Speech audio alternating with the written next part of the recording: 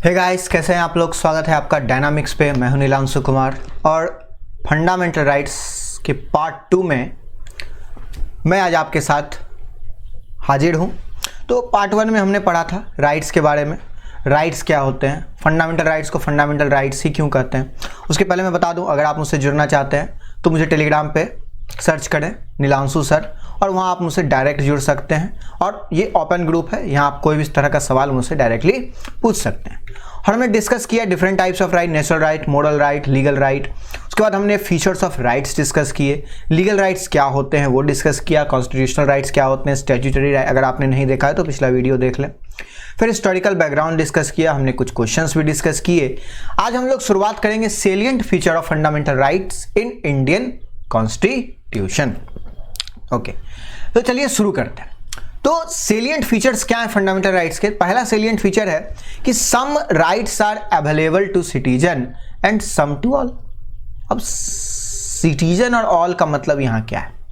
Citizen मतलब वे नागरिक जिनके पास वोट देने का अधिकार है, जिनके पास वोट देने का अधिकार है। उसके अलावा वैसे लोग जो कि इंडिया में रह रहे हैं, मतलब इंडिया के रेसिडेंट हैं, वो सारे क्या हो जाते हैं, टू ऑल में आ जाते हैं। तो कुछ राइट्स हैं जो सिर्फ सिटीजन को अवेलेबल है, जो हमने बताया फंडामेंटल राइट्स में। वोट देने का अधिकार एक ऐसा राइट्स है, कॉन्स्टिट्यूशनल राइट्स है, लेकिन ये भी सिर्फ सिटीजन्स को अवेलेबल होता है।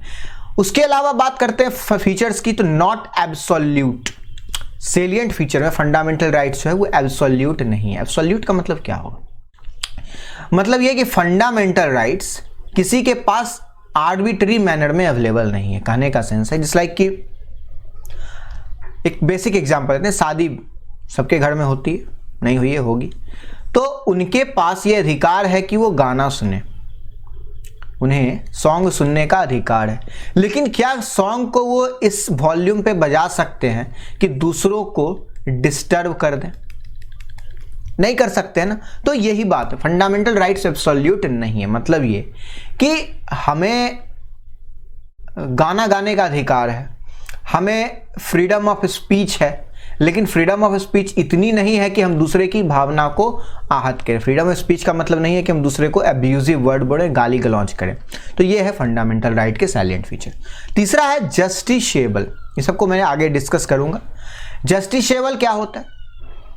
अब फंडामेंटल राइट अगर मेरा कोई लेता है, अब मान लीजिए कोई हमारे घर के पास बहुत तेजी से गाना बजा रहा है, भले ही हमारा फंडामेंटल राइट है, लेकिन अगर इसकी हम कंप्लेन नहीं कर सकते तो फिर ये राइट किसी काम की नहीं होगी। तो फंडामेंटल राइट आर्टिकल 32 हमें ये परमिशन देता है, आज़ादी देता है कि अगर फंडामेंटल राइट हमारा हनन होता है तो हम सुप्रीम कोर्ट या हाई कोर्ट जा सकते हैं।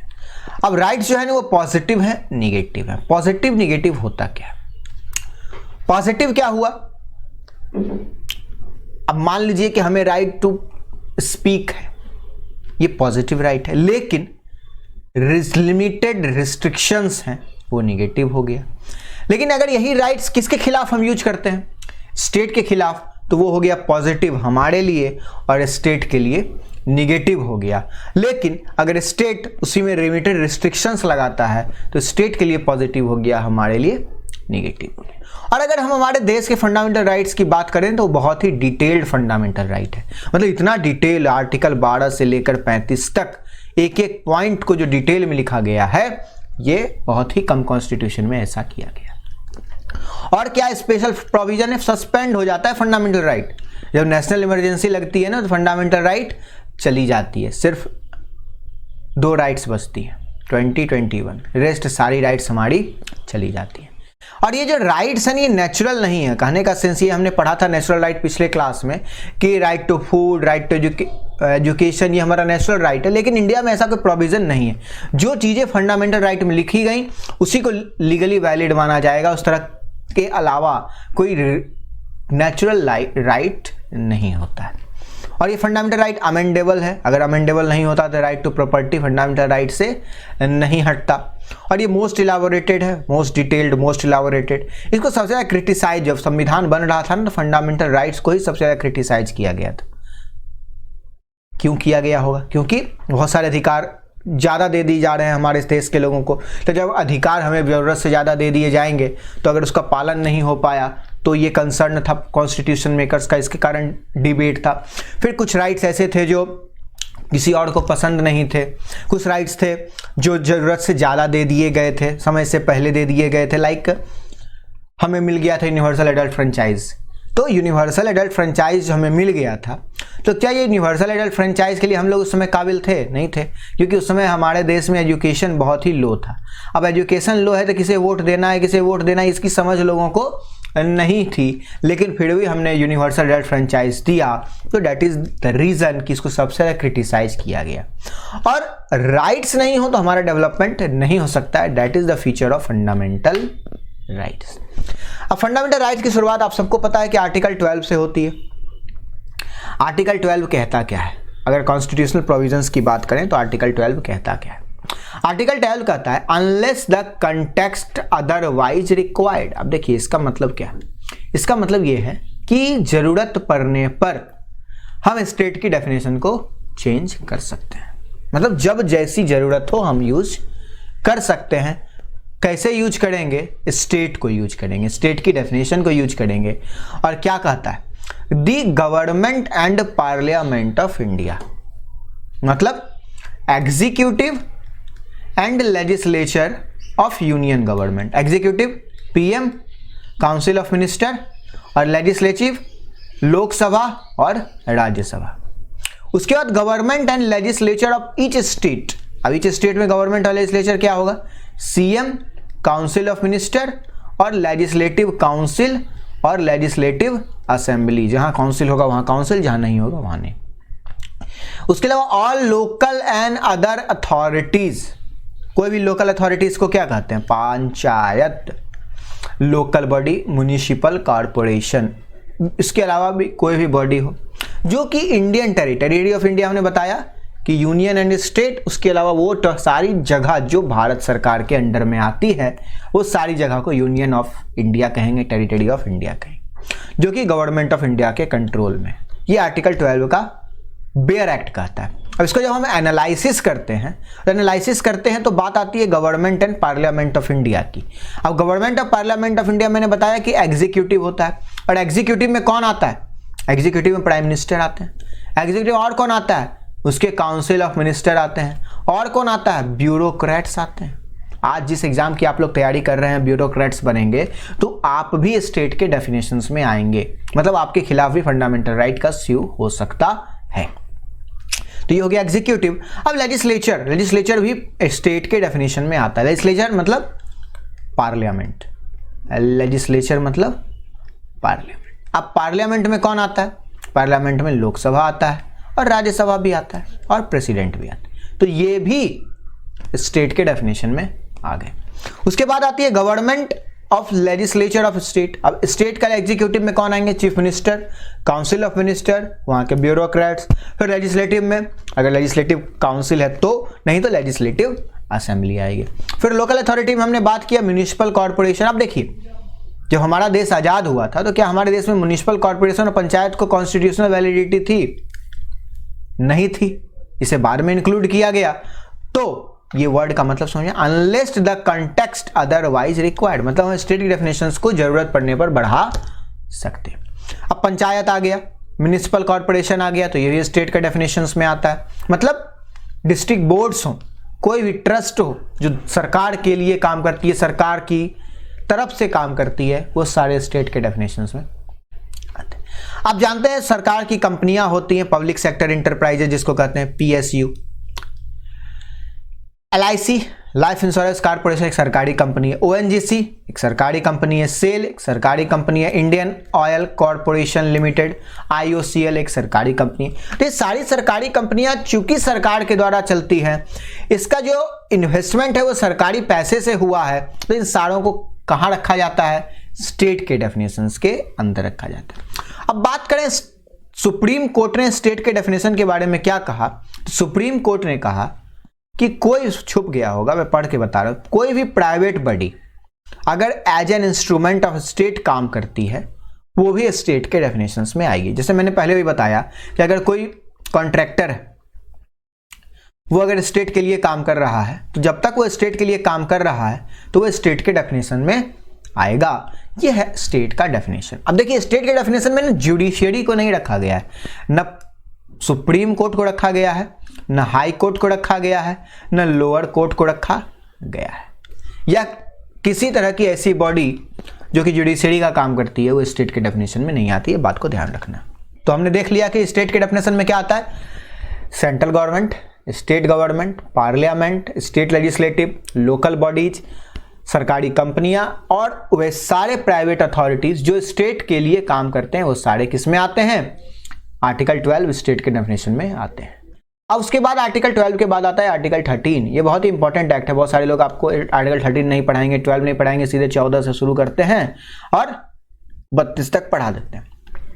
लेकिन बेस तो आर्टिकल 12 और 13 ही है ना। आर्टिकल 12 क्या डिफाइन कर रहा है, स्टेट को डिफाइन कर रहा है। और फंडामेंटल राइट मोस्टली किसके खिलाफ होता है, स्टेट। अब हमें पता ही नहीं है कि स्टेट क्या है तो फिर हम फंडामेंटल राइट किसके खिलाफ दायर करेंगे, समझने वाली बात।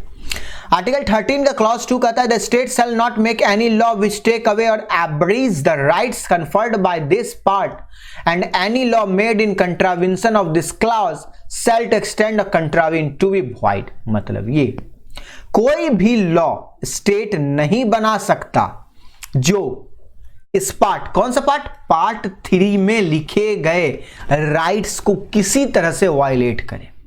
और अगर कोई लॉ जो बनाती है स्टेट वायलेट करता है, कंट्रावीन करता है तो क्या करेगी, कौन, सरकार नहीं, कोर्ट उसको वाइड डिक्लेयर कर देगी उस राइट्स को। या मतलब देखिए समझने वाली बात है कि यहां देखिए to the extent of contravention, ये समझने वाली बात है। ये बात शायद ही आपको कोई समझाए, इसलिए मैं bare act to the extent of contra, मतलब एक लॉ है।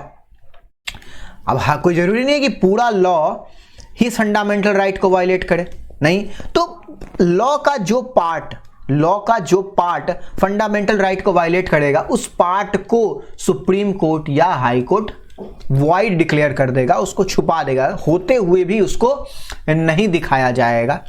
ये होता है to the extent of control. मतलब जो पार्ट उस लॉ का, समझ लिए, जो पार्ट उस लॉ का कंट्रावीन करेगा फंडामेंटल राइट को उसे सुप्रीम कोर्ट वाइड डिक्लेयर करेगा। पूरे लॉ को वाइड डिक्लेयर करने की बात नहीं आती। इसलिए कि कोई लॉ सरकार बनाई फ्रीडम ऑफ स्पीच के खिलाफ, उसमें बहुत सारी चीजें लिखी गई हैं, लेकिन कोई एक पार्ट है ना जो डायरेक्ट सुप्रीम कोर्ट को लग रहा है कि नहीं ये गड़बड़ है, ये तो गड़बड़ है, ये पॉइंट तो डिस्कस करने वाली बात है, तो उस छोटे से पार्ट को सुप्रीम कोर्ट हटा देगा, रेस्ट लॉ वैसा ही चलता रहेगा। तो ये है इसका मतलब। फिर से एक बार मैं पढ़ दूं, the state shall not, state नहीं बनाएगा, शैल मतलब नहीं बना सकता है किसी कीमत पे, एनी लॉ किसी तरह का कानून जो कि टेक अवे करेगा, ले लेगा rights conferred by this part, किस पार्ट, पार्ट 3, या एनी लॉ जो कंट्रावीन करेगा पार्ट 3 को, उसको वॉइड डिक्लेयर कर सकता है। In this article unless the context otherwise required, वही बात जरूरत के हिसाब से बदलेगा। Law include any ordinance, order, by law, rule, regulation, notification, custom और यूजेज। लेकिन एक चीज इसमें नहीं लिखा है, कॉन्स्टिट्यूशनल अमेंडमेंट। मतलब सरकार कॉन्स्टिट्यूशनल अमेंडमेंट करती है वो लॉ के डेफिनेशन में नहीं आएगा। मतलब कॉन्स्टिट्यूशनल अमेंडमेंट अलाउ है फंडामेंटल राइट के खिलाफ, इसीलिए फंडामेंटल राइट अमेंडेबल है। समझ में आया? देखिए कनेक्ट कीजिए, फंडामेंटल राइट क्यों अमेंडेबल है, बोलता है लोग इसीलिए नहीं। यहां लिखा है कि लॉ के डेफिनेशन में आता है ordinance, order, by law, rule, regulation, notification, custom और यूजेज। अब ये सारी चीजें लिखी गई हैं लॉ के डेफिनेशन में, लेकिन कॉन्स्टिट्यूशनल अमेंडमेंट लॉ के डेफिनेशन में नहीं है। और ये भी लिखा है nothing in this article shall apply to any amendment of constitution made under article 368। अगर आर्टिकल 368 का सहारा लेकर हम कोई अमेंडमेंट करते हैं तो वो लॉ के डेफिनेशन में नहीं आता है, और अगर वो लॉ के डेफिनेशन में नहीं आता है तो कॉन्स्टिट्यूशनल अमेंडमेंट को सुप्रीम कोर्ट वाइड डिक्लेयर, नल वाइड डिक्लेयर नहीं कर सकता है। और अगर ऐसा नहीं कर सकता है इसका मतलब कि फंडामेंटल राइट्स अमेंडेबल है। Law in force include law passed और मेड बाय लेजिस्लेचर और कंपिटेंट अथॉरिटी। या तो लेजिस्लेचर बनाएगा या कोई अथॉरिटी बनाएगी, कहां, टेरिटरी ऑफ इंडिया में, before commencement of this constitution, मतलब वैसा लॉ जो इंडिया में आजादी से पहले बन गया हो और उसे रिपील नहीं किया गया हो, वो भी लॉ फंडामेंटल राइट को वायलेट नहीं करेगा। ये संविधान में लिखा गया। अब इसको एनालाइज करते हैं। लॉ का डेफिनेशन सबसे इंपॉर्टेंट है। Law permanent law made by parliament और स्टेट लेजिस्लेचर। पार्लियामेंट ही बनाती है हमारे देश में कानून, तो उसके द्वारा बनाया गया कोई भी कानून अगर सुप्रीम कोर्ट को लगता है कि फंडामेंटल राइट को वायलेट कर रहा है तो सुप्रीम कोर्ट उसे इलीगल डिक्लेयर कर देगा। Temporary laws with ordinance issued by president. अब देखिए ऑर्डिनेंस क्या होता है कि टेम्पररी लॉ होता है। टेम्पररी लॉ कब? जब पार्लियामेंट सेशन में ना हो। तो सुप्रीम कोर्ट प्रेसिडेंट आर्टिकल 123 के अंतर्गत और गवर्नर आर्टिकल 213 के अंतर्गत डिक्लेयर कर सकते हैं। क्या डिक्लेयर कर सकते हैं? ऑर्डिनेंस डिक्लेयर कर सकते हैं जब पार्लियामेंट या स्टेट लेजिस्लेचर सिस्टम में ना हो। अब ऐसा करने की जरूरत क्यों? क्योंकि हो सकता है कि एक ऐसा सर्कमस्टांसेस आ जाए कि अब देखिए इंडिया में बिना लॉ के कोई काम तो होता नहीं है। अब लॉ के कोई काम होता नहीं है तो बिना लॉ बनाए अगर एक्स्ट्राऑर्डिनरी सिचुएशन को डील करना हो तो कैसे डील करेंगे? अब पार्लियामेंट की सेशन बुलाएंगे, सब पार्लियामेंटेरियंस आएंगे, तब होगा, तब तक में हो सकता है विलंब हो जाए। इसीलिए हमने आर्टिकल 213 और आर्टिकल 123 को बनाए रखा, जो कि प्रेसिडेंट को और गवर्नर को यह अधिकार देता है कि वो ऑर्डिनेंस इशू करें और उस समय के सिचुएशन को डील करें। अब statutory instrument, order, by law, rules, regulation क्या होते हैं ये देखते हैं। ऑर्डर्स क्या होते हैं? रिटन डायरेक्शन ऑफ कोर्ट या जज। याद रखिएगा कोई भी ऑर्डर जज के द्वारा या कोर्ट के द्वारा इशू होता है उसे ऑर्डर कहते हैं। ऑर्डिनेंस एक अथॉरिटिव ऑर्डर जो प्रेसिडेंट या गवर्नर इशू करते हैं। बाय लॉ एक ऐसा लॉ जो लोकल अथॉरिटी या कॉरपोरेशन के द्वारा बनाया गया। रूल्स एंड रेगुलेशन कोई भी डायरेक्शन जो दिया जाता है वो रूल्स एंड रेगुलेशन के द्वारा होता है। और नोटिफिकेशन जो कि कस्टम के अलावा चीजें जो नोटिफाई की जाती हैं सरकार के द्वारा वो नोटिफिकेशन में आता है। और कॉन्स्टिट्यूशनल अमेंडमेंट को चैलेंज नहीं किया जा सकता है इस बेसिस पे कि वो फंडामेंटल राइट को वायलेट कर रहा है। लेकिन केशव नंदा भारती केस 1973 में सुप्रीम कोर्ट ने कहा कि अगर कॉन्स्टिट्यूशनल अमेंडमेंट संविधान के फंडामेंटल राइट के बेसिक फीचर को हनन करता है तो हम उसे वॉइड डिक्लेयर कर सकते हैं। तो ये सारी चीजें हमने लॉ के अंतर्गत आर्टिकल 13 के अंतर्गत पढ़ी। याद रखिएगा स्टेट कोई भी ऐसा कानून नहीं बना सकता है जो कॉन्ट्रावीन करे फंडामेंटल राइट को। अगर करता है तो सुप्रीम कोर्ट या हाई कोर्ट उसे इलीगल डिक्लेयर कर सकता है। और सुप्रीम कोर्ट किस आर्टिकल में डिक्लेयर करता है? आर्टिकल 32 में, और हाई कोर्ट आर्टिकल 226 में। ठीक। और कॉन्स्टिट्यूशनल अमेंडमेंट को चैलेंज नहीं कर सकते हैं, लेकिन अगर कॉन्स्टिट्यूशनल अमेंडमेंट बेसिक फीचर को हनन करता है तो हम उसे सुप्रीम कोर्ट में चैलेंज कर सकते हैं। तो ये था हमारा आर्टिकल 12 और 13। अब आगे जो फंडामेंटल राइट्स है ना उसको 6 भाग में क्लासिफाई किया गया है। और 6 भाग क्या क्या है? पहला भाग है राइट टू इक्वलिटी जो आर्टिकल 14 से 18 है। राइट टू फ्रीडम आर्टिकल 19 से 22 है। राइट अगेंस्ट एक्सप्लॉयटेशन आर्टिकल 23 से 24 है। Right to freedom of religion article 25 से 28 है। कल्चरल एंड एजुकेशनल राइट 29 से 30 है। राइट टू कॉन्स्टिट्यूशन आर्टिकल 32 है। अब आपके लिए एक होमवर्क होगा कि आप क्या करेंगे, एक पेपर पे इन सारे चीजों को लिखकर चिपका लेंगे और याद रखेंगे कि कौन से आर्टिकल से लेकर किस आर्टिकल तक राइट टू इक्वलिटी है, किस आर्टिकल से किस तक फ्रीडम है, किससे एक्सप्लॉयटेशन के खिलाफ अधिकार है, किससे रिलीजन्स का अधिकार है, किससे कल्चरल एजुकेशन राइट है और किससे राइट टू कॉन्स्टिट्यूशनल रेमेडीज है। ये याद रखना है। इसके बाद मैं आपको आर्टिकल 14, 15, 16 धीरे धीरे समझाऊंगा। छोटे छोटे वीडियोस में बनाऊंगा ताकि मजा आए और जल्दी जल्दी खत्म हो जाए। Which of the following statement is true concerning the fundamental rights? Question देख रहे हैं। इनमें से कौन सही है फंडामेंटल राइट्स को लेकर? They promote the idea of political democracy, हमने पढ़ा था ये आइडिया प्रमोट करता है पॉलिटिकल डेमोक्रेसी का। और they operate as limitation on power of state. अब हमने बताया कि आर्टिकल 12 स्टेट का डेफिनेशन है और सुप्रीम कोर्ट और हाई कोर्ट किसके खिलाफ जा सकता है? स्टेट के खिलाफ जा सकता है अगर हमारा फंडामेंटल राइट वायलेट होता है। तो इसमें से कौन सा स्टेटमेंट सही होगा? दोनों स्टेटमेंट। फिर से देखते हैं क्वेश्चन को। Which of the following statement true concerning the fundamental right in India? ये बात यहां रख रहे हैं किसके रिस्पेक्ट में? इंडिया के। तो इंडिया में fundamental right idea of political democracy को इनकरेज करता है और ये किसके खिलाफ है? स्टेट के खिलाफ। दोनों स्टेटमेंट क्या होगा? सही होगा। अगला question, the guarantor and defender of fundamental rights of Indian citizen कौन है? क्या पार्लियामेंट है? नहीं। प्रेसिडेंट ऑफ इंडिया है? नहीं। ह्यूमन राइट कमीशन है? नहीं। तो हमारे देश में गारंटर और डिफेंडर कौन है फंडामेंटल राइट्स का? Supreme court, article 32। Consider the following statement: the Constitution of India allows its citizens to move to court on their if they feel that any of their fundamental right has been violated even by the state. क्या constitution of India अपने citizen को यह अधिकार देता है कि वो fundamental rights के वायलेशन पे सुप्रीम कोर्ट या हाई कोर्ट जा सकते हैं अगर स्टेट भी उनका फंडामेंटल राइट्स वायलेट करे? तो ये स्टेटमेंट देखते हैं। दूसरा, in case of mentioned above the person can move supreme court only as it is the sole protector of and interpreter of constitution.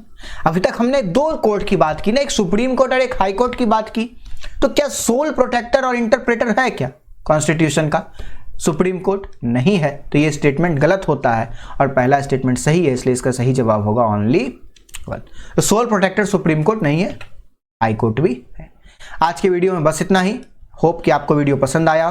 धन्यवाद देखने के लिए। अब अगला वीडियो में आर्टिकल 14 से स्टार्ट करूंगा, बहुत ही एक्सटेंसिवली कवर करने की कोशिश करूंगा। धन्यवाद।